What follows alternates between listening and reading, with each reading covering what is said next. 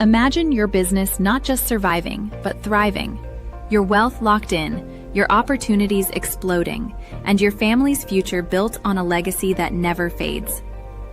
I'm Leah Garcia, a financial strategist and insurance professional. I help entrepreneurs and high-growth enterprises protect, distribute, and transfer their wealth through my proven system, the Wall of Wealth. I unite your experts into one cohesive strategy because the most expensive line on your balance sheet isn't debt or taxes, it's conflicting advice. Ready to align every dollar with your mission and turn today's success into tomorrow's divine promise. Wealth today, dynasty tomorrow.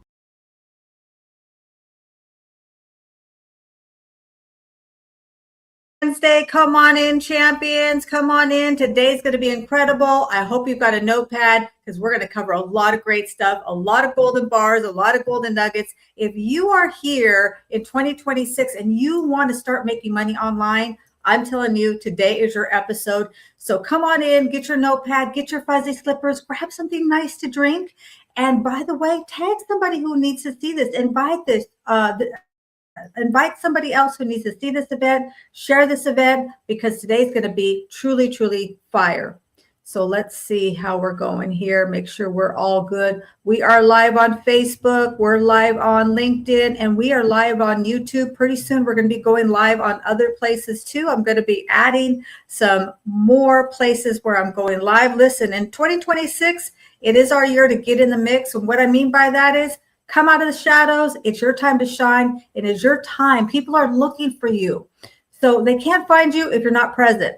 So today, I'm so excited about our guest speaker. We've done several events together, and every single time I learn something from her. I know her personally. However, she's always bringing gold bars and gold value everywhere she goes. She's known as the queen of free tools. I deemed her that. Okay, she's so great at that. She's a personal brand coach, entrepreneur who helps solopreneurs break free from the 9-to-5 and build real sustainable online businesses. She doesn't do hype. She doesn't do gimmicks. She does clarity. I love that because clarity is my word for 2026. She brings clarity, strategy, and results. Through her one-on-one coaching, Christina teaches deliberate, authentic LinkedIn strategies and simple, effective, and lead generation that cuts through the noise using the tools that I already have access to and turns visibility into scalability that will last your income. And so please give it up for my incredible guest speaker, the one and only Miss Christina Salgato. And doesn't she have an amazing name? Come on to Wealthy Wednesday. Let me see. Let me add her here. Trying to add her up. Okay, that's not working. Come on, Christina. Where are you? Can I add her to the stage? Okay, that's okay. She's coming up. This just means that she's going to really drop fire because see, oh, there she is. All right, Christina Salgato, welcome to Wealthy Wednesday. How you doing, my love? Welcome, Mia. We were just chatting and I forgot to tell you Happy New Year. Happy New Year. Happy 2026. It's our year to get in the mix. So this is an incredible topic, how to make money online. 2026 will demand a better, newer, clearer, sexier you. So let's kick it off. I'd love for you to share your story because I just love it. Every time you tell this story, when you first realized that you had to make some money and you just from nothing, tell that story. I don't want to steal your thunder. Tell that story. If you could start us off with that. Yeah, well, it's it's a story that started many moons ago.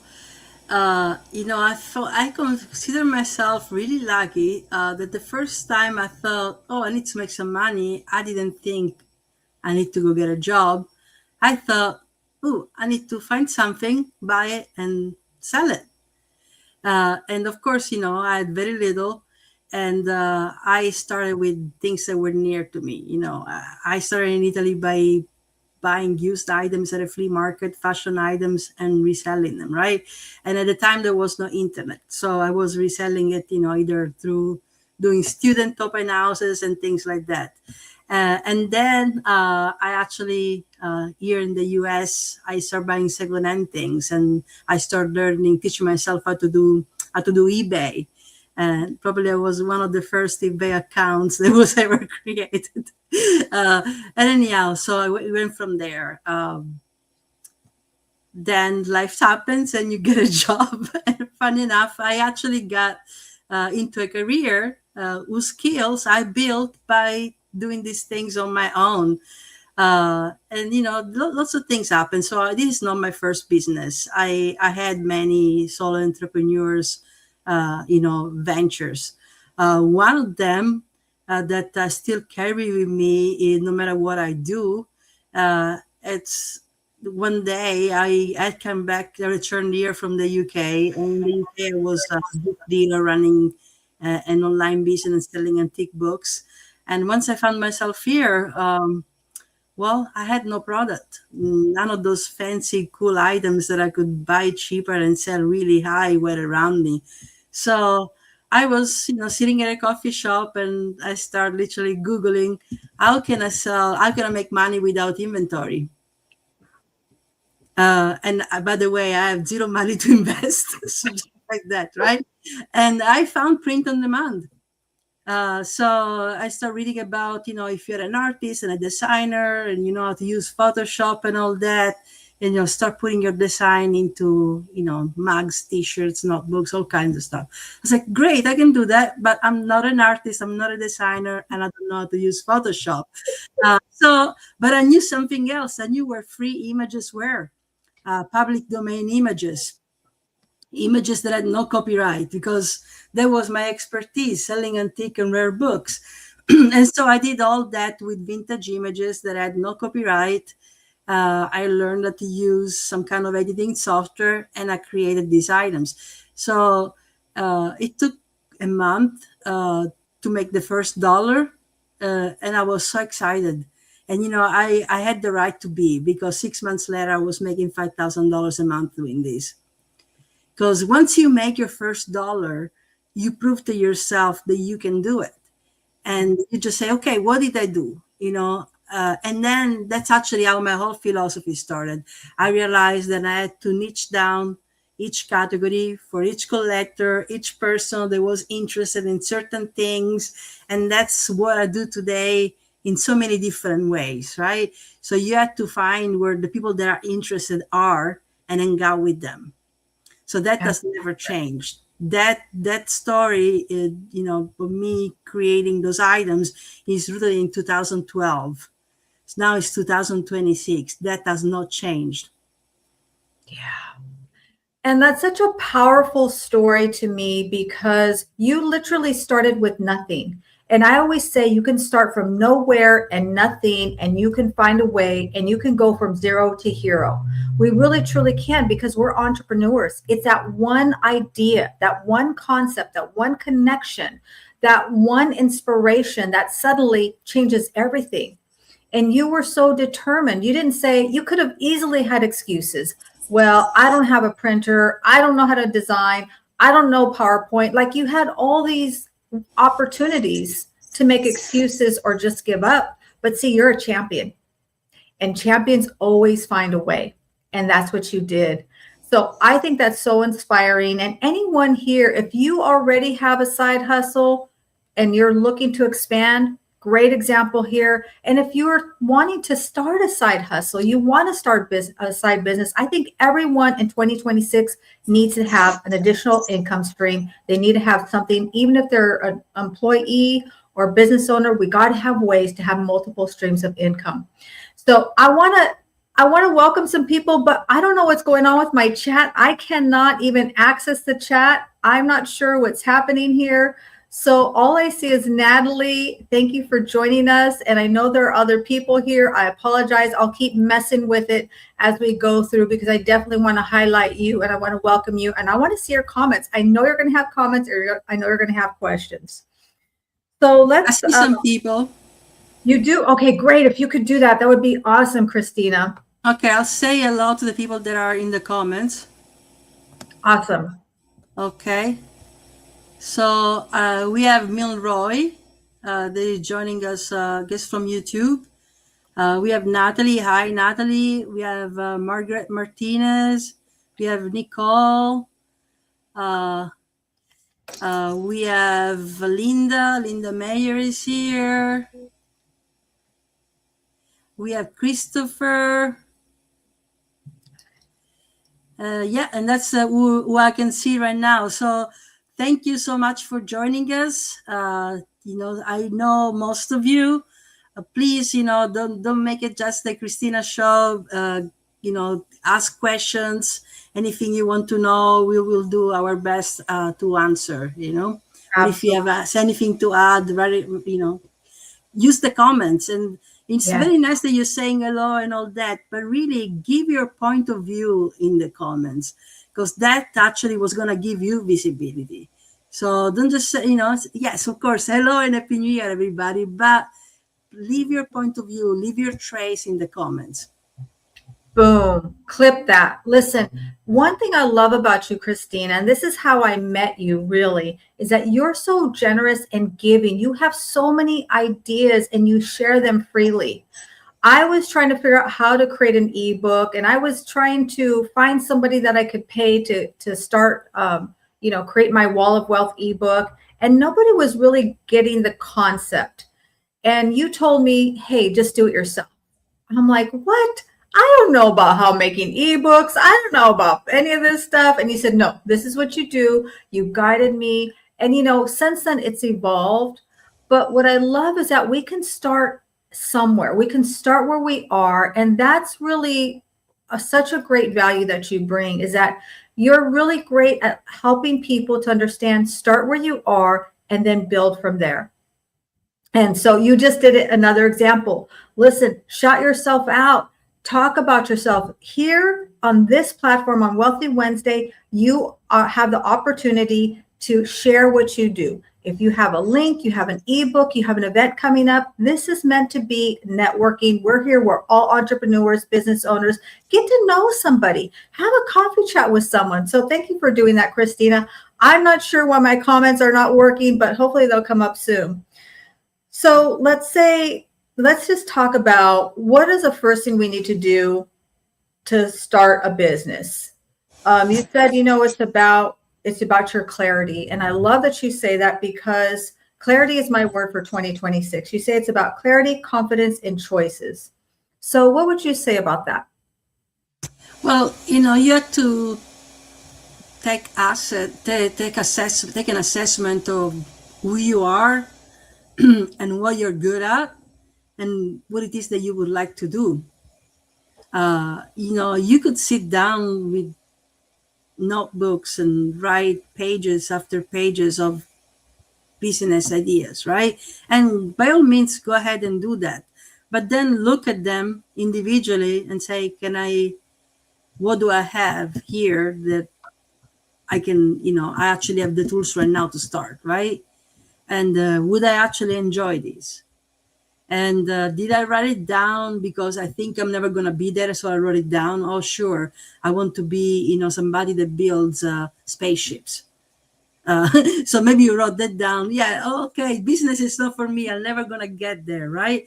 So maybe you meant toy spaceships, or maybe you meant something else. Maybe you wrote that because you have a passion for spaceships, but you're not going to be the person that builds the spaceships. But maybe you know all about them, right? You know about the history of them, the first ones, when they were just an idea, I don't know, in a comic book, right? So there's a business right there without you having to be the person that builds the actual spaceships. So really take an assessment. It's okay for you to where you think it's an impossible thing like the spaceship, but you're probably an expert. You probably by now have accumulated a certain amount of knowledge. You've been fascinated with it all your life, and there is a business right there. Maybe there is a book there. Maybe there is a line of clothing. Maybe there is some geekified items. You just never know. So don't discount your crazy ideas, right? But also be realistic and say, why did I write this here? Because I actually want to build one, or because I've been in love with this thing all my life. I actually can tell you about when the first one appeared in a book, in a comic book or something like that. And literally, I could talk about this for hours. If you could talk about anything for hours, you can monetize it.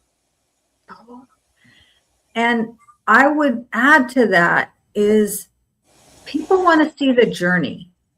Don't feel like you have to have all the highlight reels and know how to do all these fancy things. People want to see you start where you are and follow you through your journey, because then that gives them inspiration. It gives them, it gives them an idea that maybe they can do it too. And they're going to be your biggest fans. They're going to be your biggest cheerleaders when you do have success and you make your first dollar and you go online and you share that. So don't think that you have to have it all figured out. I've seen so many things on YouTube. I've watched and I listen to a lot of YouTube people, and I've watched them evolve. Some of my favorite content creators, I listened to them when they were just like had a cell phone and they were just like walking on the beach and telling stories about different things. So I know if that's attractive to me, I'm sure it's attractive to other people. I love what you're talking about. So how would somebody say, okay, this is what I like to do. Where should they start? Let's say they do want to talk about the spaceships. They want to maybe build model spaceships, or just they have a lot of knowledge with that, right? So what are some things that they need to start with? Well, their own skills, right? So before you go and shop for the person that can do it for you, just look at it, break it down to the point where you find something in there that you can do, right? And that it is aligned, and you might actually fall in love with that. That's how it starts. And then let's say I do this to myself. I come up with the craziest things, and then you ask me to build a business. The spaceships. So the spaceship. Well, in my case, what comes natural to me. I don't know enough about spaceships, but I like them. I would say I definitely cannot build one, and I probably cannot build the model ones either. But I can find a lot of graphics about spaceships, right? So the first thing that came to mind, and I didn't even prepare this, is like, really, there are illustrations of spaceships in sci-fi book covers that are in the public domain, or other illustrations, even things that look like spaceships left from the Egyptians and the Incas. And then, people are wondering, were we visited by aliens and things like that, right? So I would actually find those images and create something using print on demand. That's what I would do, right? I would do that because it's going to cost me zero money to do. So that's the thing. It's going to cost me zero money to do. I can use a website that does all the work for me in terms of once the item is on the item, I selected the image, and I chose the item where I want the image to go. All the customer service headache and the shipping and the printing of it all is to a third party, and I just make a percentage of it. That's what I would do that. And then my job would be to market this, right? To post these items on social media platforms, on forums where people are into this kind of stuff, and they might like it and all that, and build a brand and a personal brand around it. So that's that. So, but any idea, anything that you're passionate about, being items that you collected, actually things, or even maybe you're a novice, maybe you're somebody that loves history or somebody that loves art. You can find, a way to create an environment around you that you're just gonna love, and you can really, put your energy in it to actually build something. But it's such a generic questions, right? So it really depends. If you didn't have anything of that sort, it could be, a service business. Things that that you do really, that you do really, that in your belly that you do well, right? Or maybe you're somebody that is really passionate about psychology and self-help books and all these things, and you're thinking, But I'm not a professional, I didn't study psychologist. I only read just the 200 self-help books because I'm really into it and into motivation. So how do I start? Well, start by motivating people. Start by sharing your thoughts, right? Start by helping somebody, well, not professionally as a psychologist, but try to lift somebody up, right? With your content, write something that inspires. That's how you start. And you start there. You don't start by, I'm selling my services today. You start by acting like if you are that person, because you are that person. And the more you put out there, the more actually a value you share with others. And the more you find out you're actually helping people, you become the recognized expert. Awesome. I love that. Listen, there's always a way. So what I did was I went on my phone and I'm going to see your comments. So I'm going to welcome some people and shout them out. Listen, champions always find a way. I want to welcome Miss Nick Angai Galindo. She is the brilliance behind Guiding Brilliant Writers. She has a special coming up. If you want to write, you want to start writing, maybe you want to write your story, maybe you want to write your legacy, maybe you want to write a story to your precious grandson, right? Get in touch with Miss Nick. She's incredible. And hello, Miss Margaret Martinez. She's a proud mom. She's also our ambassador for Go Brunch. If you want to add Go Brunch to your platform, you want to figure that out, please reach out to her. She's so patient. I'm telling you, because I'm like not the sharpest tool in the shed. She is one of the most patient people that I know. And Miss Christy Williams, thank you for joining us. Hello from Florida. She is our customer service expert and really a community cheerleader. And when you're talking about highlighting other people, she came right to my mind. And that's really how you can start to build a name for yourself, is by highlighting other people. You think that's just going to them, but really it automatically comes back to you. I also want to welcome Christopher. Thank you for joining us. It's incredible to see you. Chris Monastery, he is our ambassador for saving teen lives and bringing awareness to distracted driving. Miss Natalie Thomas, thank you for joining us. Great to see you. Thank you for joining us. And Curtis, thank you for joining us. It's great to see you. And if I have not mentioned you, Linda, Miss Linda, great to see you. Thank you for joining us. I'm looking forward to our coffee chat, Miss Linda. So please reach out to me. If I haven't had a coffee chat with you, please reach out to me. So those are great golden nuggets. Those are a place for us to start. You talk about this a lot, and you always say to start with alignment. That's kind of like a, esoteric type of word. So what does that mean to make sure that you're starting in alignment? Well, alignment is do I have an affinity for what it is that I want to do, right? But also, is my life aligned? Oh, because there is no business that you can start if you don't have some kind of emotional stability around you. ooh. So say you want to leave your 9 to 5 and you're making this plan. And actually I was talking about this with Annie the other day, just Monday. And, you want to do all that and you have a family, right? Or you are in a relationship. Is this the right time? Can you bring your spouse on board, right? Are you going to do it in secret at night and never tell anyone? No, you need that support.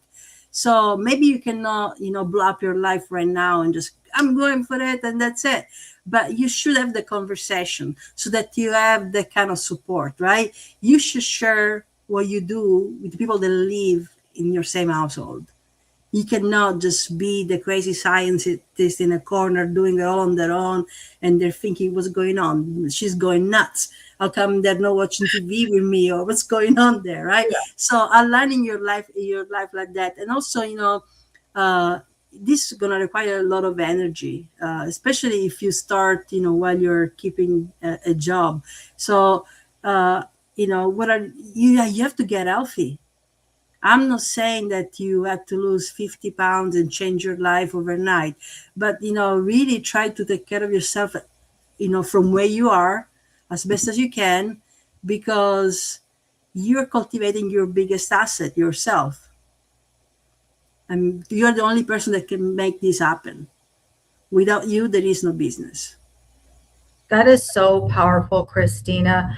There used to be a time when we had what we did for our income, for our business, for our job, and then we had our family. Like there were two separate entities. But really in 2026, really it's really about blending those, and that it is truly in alignment. If I'm living one way in my private life, but then I try to show up here differently. Listen, I'm the same. Listen, all quirky, whatever, you're going to see me. This is exactly who I am. And Christina can attest, she's seen me online, offline, in different spaces and places. So I love that. And it takes less energy. If I'm trying to be something over here and then something else over there, that really is to me a low energy vibration. It's really sucking out a lot of energy in my mind. We have a question from Natalie Thomas. It's a great question. She asked, what kept you strong and on track during your respective journeys? And I'll let you go ahead and kick that off, Christina. What kept you strong and on track during your journey? Yeah, I had several journeys. I can speak about my recent one where I needed a lot of strength. So, I've been on LinkedIn actively because I've been on LinkedIn for over a decade, but I really started using it as a different kind of tool altogether in 2022. And 2022 was a good point in my life and my career. I managed to mold my career to a role that I really loved, that was completely aligned and almost looked like my business because I created it. So literally in my head, I thought it was my business. So everything was good, just getting promoted, doing a lot of work there, feeling excited about going to work and all that. And then, a few years later, things start shifting.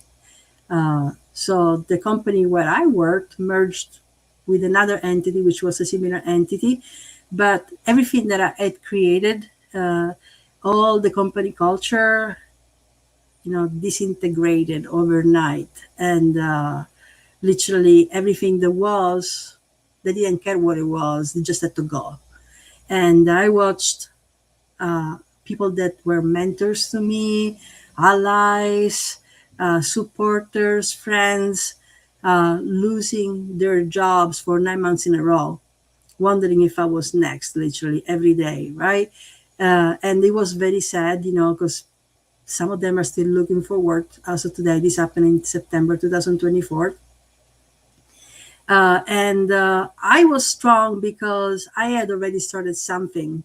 So I was strong. What kept me strong was that I started before I needed it, right? So I knew that this is what I was going to do eventually. And the thing is, don't start when you need it, start when you don't need it. So I started when I didn't need it. And so I had a practice that was functional and profitable, and it was part-time. So what kept me strong and that made me decide to stick around for another 6, 7, 8 months, I think it was around 8 months after all that, when I left, was that I detached from what that was, needing the validation from there and all that. And I was hard to keep it and to go there and all the sacrifices, but I needed, because I wanted to build my runaway. I wanted to be financially stable before I went all in, so that I enjoyed when I was finally here, instead of thinking, oh my God, I need to earn so that I can pay my bills, right? So that's what kept me strong. What kept me strong was that I knew what I was doing. I knew that I had a purpose, that was going to be my life, and not all the obstacles and all the crazy stuff that was going around me. So having, the end in mind, what it is that you want to be building, and actually embodying that as your new life, as your life, when you decide to, okay, I'm going to go on my own, I'm going to build now, you have to give yourself the best possible shot if you can. But there is another question that is kind of related. It is from Nicole. Is it okay if I read it, Leah? It says, do do you feel that the economic situation at the time you start your business affects the chances of success, right? So yes and no. And what do we mean by economic situation? Is that your own economic situation? Maybe you're kind of broke, right? And you want to start a business, or in general, you know, the economy, are people going to buy and what people are going to spend? And I'll actually answer both scenarios if I can. If it's you not having money, you are your first business project. So whatever it is that you want to build, service business, you know, mini courses, school, you have to find a way to get yourself there. You have to find your way to prove to yourself that you can make money outside of that 9 to 5, or besides that, whatever income you're currently receiving, maybe because you are unemployed. So you have to prove to yourself that you can generate income, and that will lift you up. And you have to make a plan. You have to make some sacrifices. And Leah can tell you all about that, you know, making sure it's not how much money you make, it's how much money you keep. So you have to make a healthy financial plan to be able to put yourself in a position where now you can breathe and you can actually win. And then, oh, this is not the right time to start a business because nobody's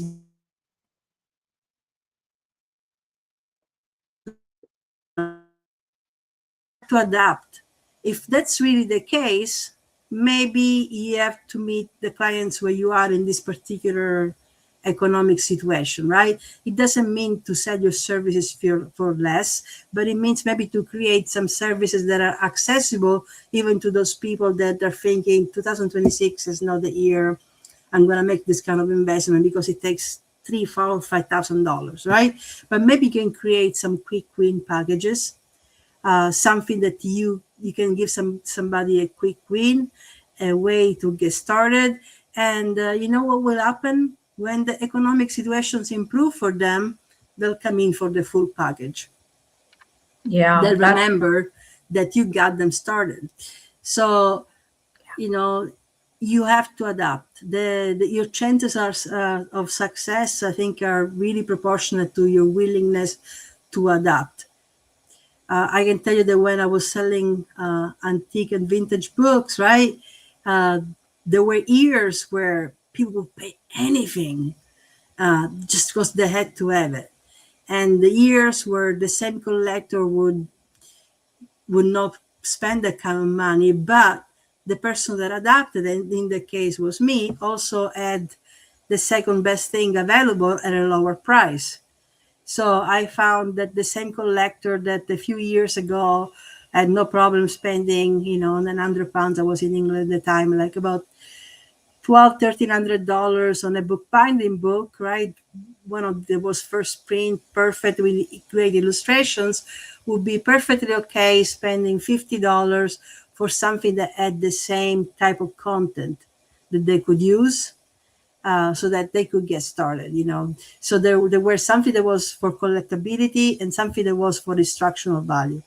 So that's, you know, the way you adapt. You offer actually more options to your customers, your clients within your business. Yeah, I totally agree with that. And I would add, as far as Nicole's questions, I've seen people build wealth in good times and bad times. And if you want to know the truth, most of my wealthy clients build their wealth in challenging economic times. That's the truth. And it's finding that way.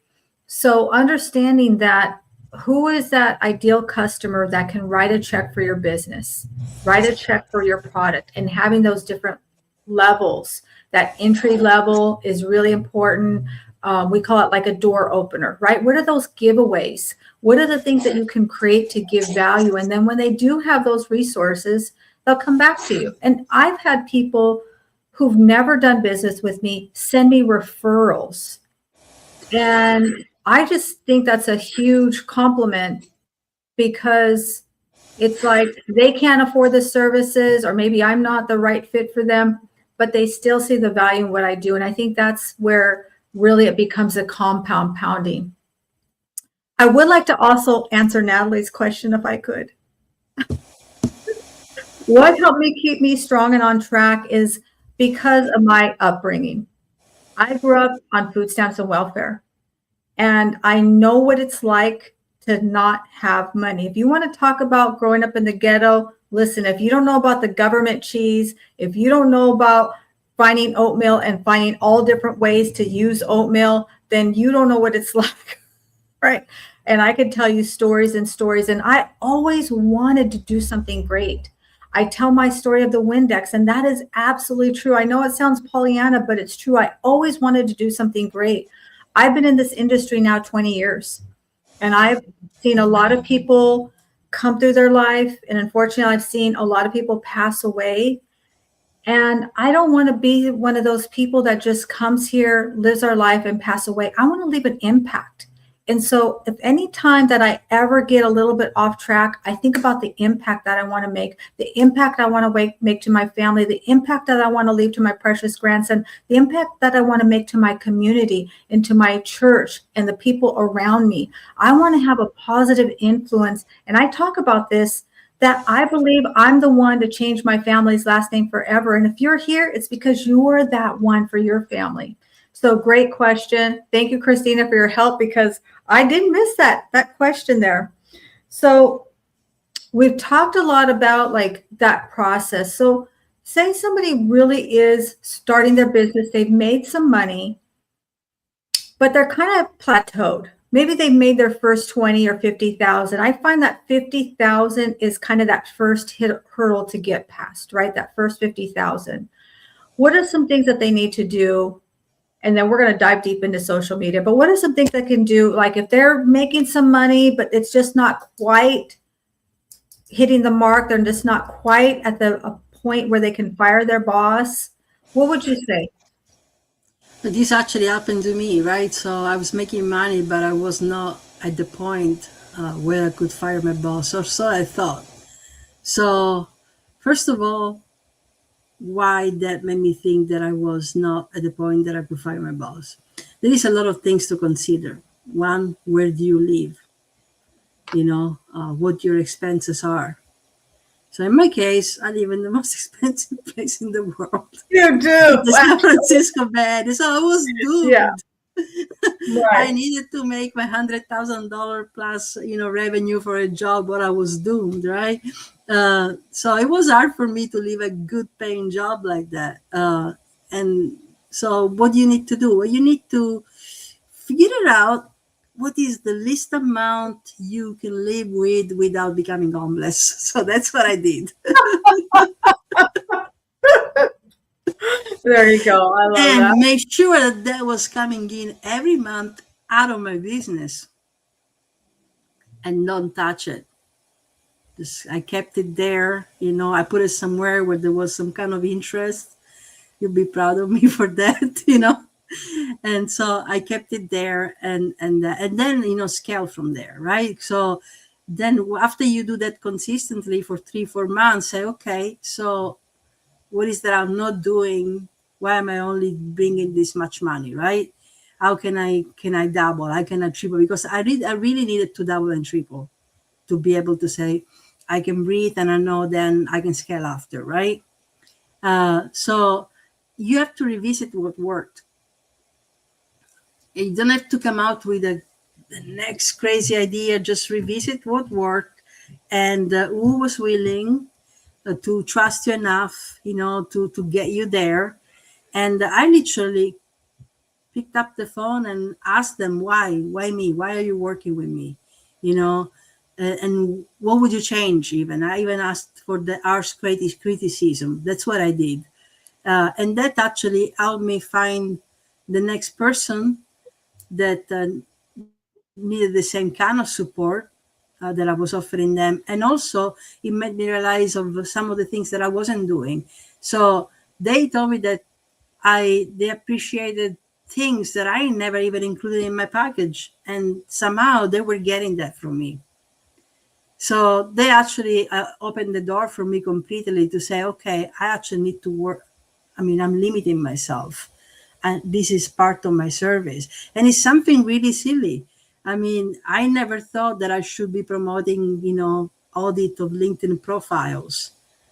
And but that helped me because although I don't charge a lot for it, right? It's the start. It's my door opener. I never thought of promoting that, but it is really my door opening because somebody that is thinking of getting it all together is because they are working on something, and that's their first step. So I was going straight for the complete package and just talking about that. And I wasn't talking about all the other moving parts. And you know what? I still thank, and this person, the person was Gwen. I still thank that woman because it really opened up my business to all different things. And incidentally enough, 2025 was the year that LinkedIn start changing a little bit how our content is shown to people. It's shown to our network, but we kind of have to inform our network that we're doing something. But it's also shown through, the feed. So basically, the consumer is telling LinkedIn what it is that they want to see, right? And that completely shifted my focus. Not thinking just of the network that I was building, but thinking of the one that I thought I was attracting passively. Instead, their profile itself has so many things within it that, allow you and your content to be on the feed of people you don't know. And I started listening to that and paying attention to that. I'm not somebody, I never went viral. I don't get a lot of likes. Is part of it is the algorithm or not?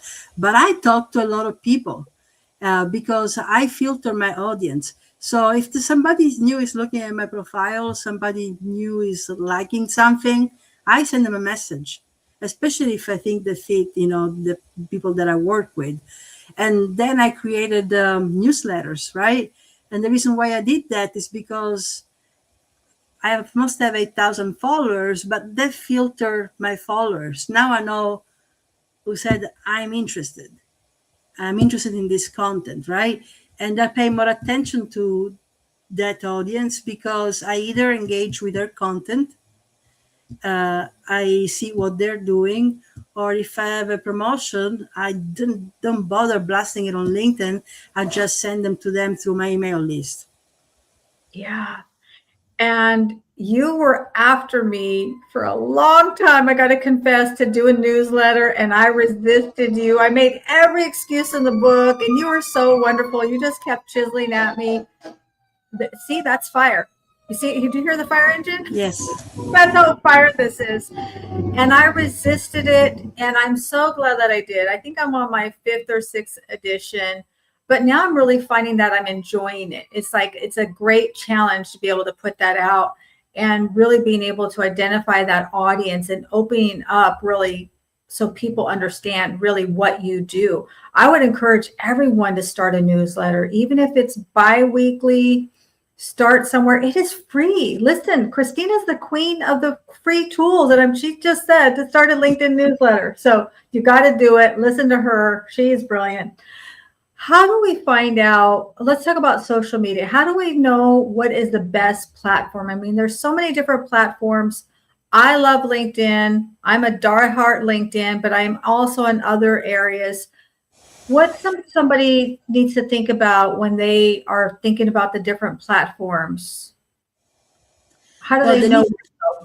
Yeah. So, first of all, what are they familiar with, right? Most everybody has been in social media. Most everybody has been in some kind of social media platform. So where do they feel the affinity? And learning how to use it and use it completely, right? So you cannot say I'm on Facebook and then, you're either on Facebook. So I don't even say that I'm on Facebook. I have a Facebook account, but I don't really use it that much. So I don't say I'm on Facebook because I'm really not, right? So if you're there, really see how you fit and how your voice sound the moment you decide to express yourself on that particular platform. And also look at what it is that you want to build, your subject matter, the type of business, and look at how that's shaping up on that particular platform in the voice of other creators. So the first thing I would do is that, okay, for example, I went on Substack, right? And the first thing I did is, let's look at other people that are doing what I do on Substack. What are they writing about? How are people responding to them? That made me determine whether there was an audience in there for me or not. And I found out that there was. But also, I noticed that the way they were engaging and posting in there, it wasn't like LinkedIn. So at first, when I first looked there, it was a few years ago. I said, maybe not, I'll stick with LinkedIn, it's working for me. So the thing is, do you have the capacity in your calendar and your schedule to go on another platform, right? So stick with what's working first and then expand. So so I use Substack to read because there is a lot of artists and authors in there, and it's an amazing platform to find good content. But it wasn't until last month really that I said, okay, I'll take a stab at it, right? I'll take a stab at it. And I started posting something. I immediately noticed that my voice there was different. It just, it wasn't LinkedIn. It made me feel a little bit more open about what I was writing from the get-go. Maybe because the platform looked different. It is more of a writer's platform. So when you're writing something in there, you have two formats. One, there is notes, which is mini posts, right? And one that is post, which is articles, almost like a newsletter. And so you sit down to write one of these post articles, immediately you're faced with titles, subtitle, and then all the tools. So you can put a video in there, you can put an image in there. So you sit down and it's like, okay, this is serious business. And so I found that my creative juices were flowing differently. And the growth is not as fast as LinkedIn is. And it cannot be as random. So every platform, I'm trying to say is that every platform is different.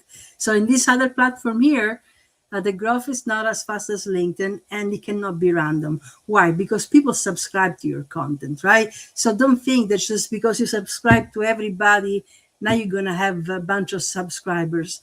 And you don't want people that subscribe to you randomly either, because the goal there is that eventually people are going to pay for your content. You can monetize that newsletter.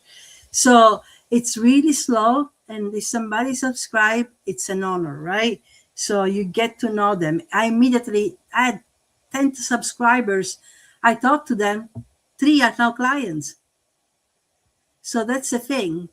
So the growth is not fast, but the way you connect with people is fast. Now, did they trust me because I had 10 subscribers? No. The other thing that I like, it's always good to connect to your other platforms. So immediately, I had my profile there, but I had the link to my LinkedIn right there visible for somebody to check out, what else I do. So that's the thing. It's all about, in 2026, if you want to make money, you have to talk to people. Yeah. We got to be social on social media. And you don't have to do the cult, the pitch slap and all that. You just have to talk to people. It's part of what you do now, that you have conversations about what you do, about why you do it, about, what gives you joy when you do it, and all those kind of things. And, people that are interested, if you are actually engaging with them, they'll say, okay, let's get on the call, right? Yeah, absolutely. It really is our time to get in the mix. It really is our time to come out of the shadows. Yes, it's great to shout people out and tell us that you're tuning in. We love you, Team Live. We adore you, Team Replay, but also engage with it. I love your encouragement of asking questions, showcasing your knowledge, like adding, okay, I love that comment by Christina, and I would add this. That's where you get to showcase your talents, and people are watching, people are reading the comments. I'm always amazed when somebody quotes back something that I've said in a comment or in an audio, in one of these platforms. It's like, wow, people really are listening. And what really gave me the courage to get really active on LinkedIn is because none of my colleagues were on LinkedIn. I didn't know anybody on LinkedIn personally when I really started getting on LinkedIn. They were all strangers to me, and it gave me an opportunity to just be myself, right? I didn't have to worry about it just was very, very freeing, because I felt like it didn't matter because nobody's seen me anyway. Nobody knows me, nobody's seen me. And then suddenly, people will start to notice you, but it just comes out of repetition and understanding it's not an overnight success. Now, you've given a showcase of having a quick win, but I would say to that, it came from the LinkedIn that you had also built. So you weren't absolutely invisible on social media, and then you created Substack. No, you all have a real robust presence on LinkedIn, and then, by the way, you're building up the Substack so they could see that it's congruent. Okay, it's in alignment. Are you the same person over there that you are here? And then it gave them that opportunity. So, and you are able to showcase your writing talent because you're an incredible writer. Oh, thank you. I don't know where this hour's gone, but it just flown by here. What are your closing things that you would like to give people for this 2026? How to really make money online, how to really, truly make it their best financial year? Well, if you have not started a business and you're listening, thinking, can I make money on LinkedIn? What's going on? Or what do I need to do? It's really, it's like, I call it peeling the onion, right? Yeah. Thinking of what it is that you want to do, no matter what it is, no matter even if it's the biggest impossible dream, and get to the core of why you want to do it, and what does it look like at the most basic level. And start creating a prototype of what it is. Again, it can be an actual product that you sell, or it could be a service business, in which case you are most of the product. And create a prototype of what it is and tell people, this is what I'm doing. This is what I'm working on, and start. And take daily action to make it happen. So if you say I want to do it and then you don't do it, that's it. If you've already been here on LinkedIn, if you are a service business and this is not your first rodeo and all that, is look at whatever it is already that you are promoting, selling, and see if you can create something that is a door opener associated with it, and start sharing that either freely or at a different price. And don't think you have to create. Now, I love writing, so probably I'll create more content than I should. But don't think that you have to create, all this crazy repertoire of content. So if you're somebody that is in the service industry, or somebody that has a certain philosophy and been talking about it on LinkedIn for years, look at your most pivotal moment, right? Look at what worked and really try to unearth the core of your philosophy and see how many different products and offers you can create out of those. So I could stop right now creating content, and I could go and look at my last couple of years, and I could get a newsletter and turn it into podcast if I wanted to, or get a newsletter and make 3 posts out of it, or get all my LinkedIn content and adapt it for Substack and just sit and just post it in automation, right? And that's one part of it. But the other part is, now who's reading it? Right. So it's not just post it, put it there, publish it, right? For that, you do books, and then you have to promote those too. But once it's there, is why did you put it there? I mean, who did you write it for? For yourself, your glory, and your pride, or because you wanted to speak to somebody? So every time you're putting something out there, whether you wrote it today or 6 months ago, just really read it for a second before you just hit post and think, who did I write this for? And see if you have to modify anything, and then see who's reacting to it. Even if it's one person, you need to start a conversation with that person. And I would argue, yes, even if they are on the other side of the world and you think they'll never be your clients, at least say thank you, because it just karma. It comes back to you. And you just never know. They also have an audience, and they also connected with people from all over the world. So every person that you connect with can introduce you to other people. Absolutely. They used to say it's 6 degrees of separation. I think it's 2 or 3 degrees of separation. You never know who someone can connect you to. And I'm the queen of no pitch coffee chats. I love having quick coffee chats. No pitch. I'm not going to try to sell you anything. I'm not going to try to get you to buy anything. I want to know who you are. Maybe there's somebody I can connect you to. Maybe you'd be a great guest on my Wealthy Wednesday. Maybe it's just making a friend.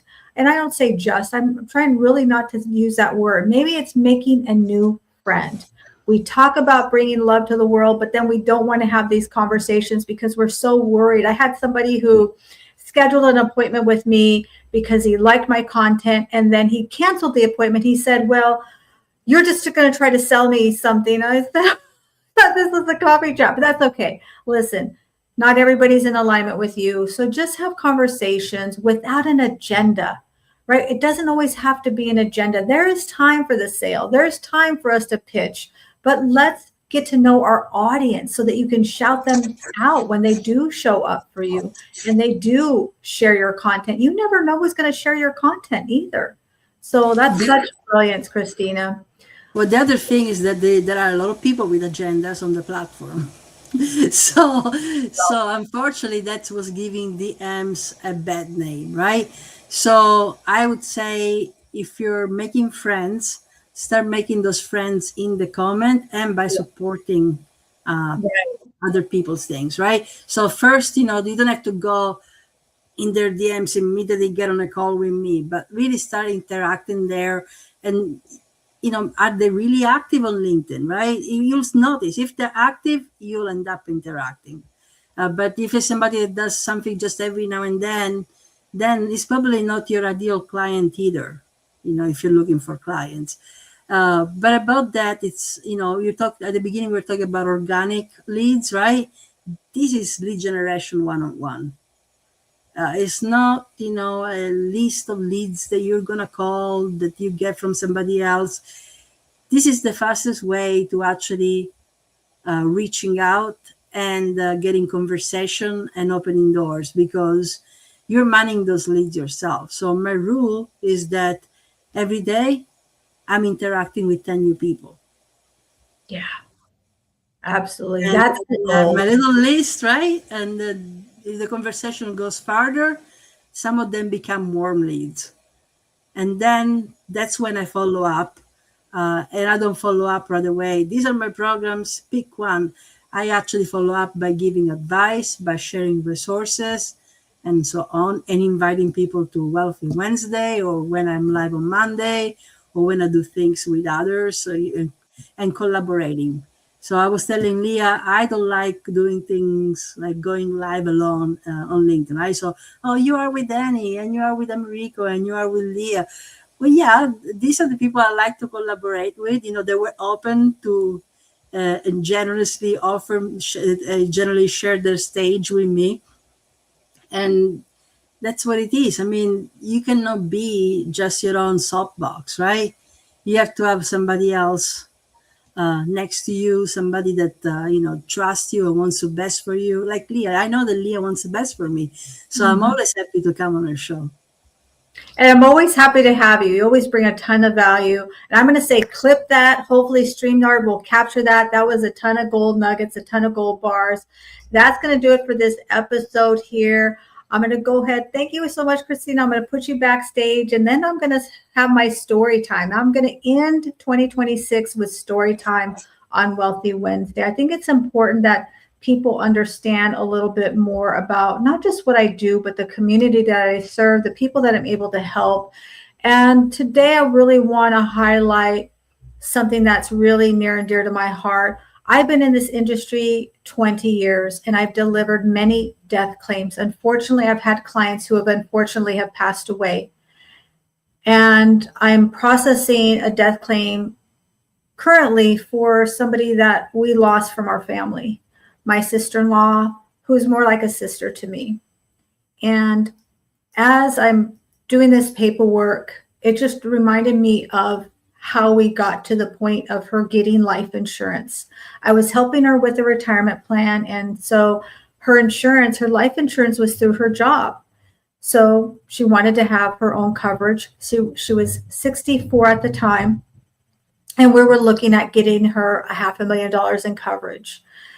And after we went through the underwriting, unfortunately, she got a rate up. So it was double the cost that we thought it was going to be. We went ahead and reduced the amount. And I said, you know what? We can retest you in a year. So come back next year. We'll see if your A1C goes down, and then we can adjust your premium. Well, the next year came and she wasn't able to requalify. Her A1C had actually increased. But you know what? I honor her because in spite of how costly it was, remember, we thought it would be 300 and something, and it ended up being over $600 a month. Even though that was into her budget, so to speak, I don't like the word budget, but that was into her spending plan. It was important to her that she was going to leave this for her children. That was very, very important to her, even though they're grown children. And so I really want to take this moment to honor her and honor all of you who do have life insurance, whether it's term life insurance or whole life insurance or permanent life insurance. Listen, if you're having any type of coverage and you're taking the time to protect your family, you're investing your dollars so that when you pass away, there's something there for your family. I honor you because so many people make excuses. So many people say, well, I don't want to leave it to Sancho, or I don't care what happens when I die, or it's too much money. I honor those of you who are investing your hard-earned dollars in protecting your family. I don't take that lightly. And as I'm in the process of doing this, I honor you, Sylvia, for taking care of your family. So thank you so much, everybody. I appreciate you. I love you, Team Live. I adore you, Team Replay. Join us here every single Wealthy Wednesday, 10 a.m. Pacific time. And if you'd like to be a guest on my show, I'd love to talk to you. So thank you so much, everybody.